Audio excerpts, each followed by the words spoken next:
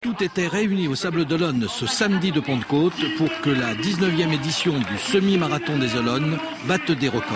Le temps, le public, les participants, plus de 1000 engagés au semi-marathon et des anciens vainqueurs de haut niveau qui apprécient l'épreuve. Après les traditionnelles courses réservées aux enfants et la course de 6 km pour tous, remportée par Antoine Brodin venu de l'Orne, c'était le départ impressionnant du millier de concurrents qui était attendu du public, massé en nombre sur le front de mer et sur la ligne d'arrivée au stade de la rue de Lierre. Comme prévu, les athlètes de niveau international se portaient immédiatement en tête de course, notamment Jean-Claude Niyo-Nizigi du Burundi, vainqueur de l'édition 2010, mais aussi athlète de l'Athlète de Provence de la Légion étrangère, associé à son compagnon de club, Nathan Chebet. Seul le Marocain Noureddine Taibi pouvait accompagner le duo gagnant jusqu'au 15e kilomètre. Jean-Claude Niyo-Nizigi allait préciser dans le dernier kilomètre sa victoire, mais aussi le record de l'épreuve, en bouclant les 21 km en 1 heure 3 minutes 23 secondes, précédant de 2 secondes son compagnon d'échappée.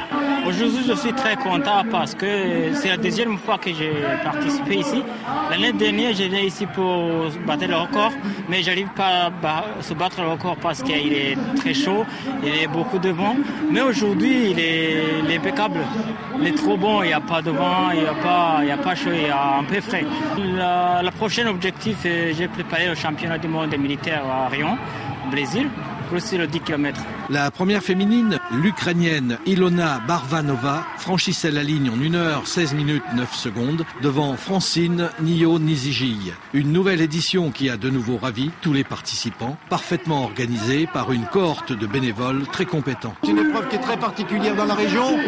Très peu d'épreuves permettent de courir sur une promenade en bord de mer et dans un cadre convivial. Et avec quand même pas mal de spectateurs qui sont là pour les encourager. Une organisation irréprochable donc, des concurrents qui reviendront, de solides partenaires. Si la 20e édition ne bat pas à nouveau tous les records, elle contribuera un peu plus à asseoir la notoriété internationale de l'épreuve.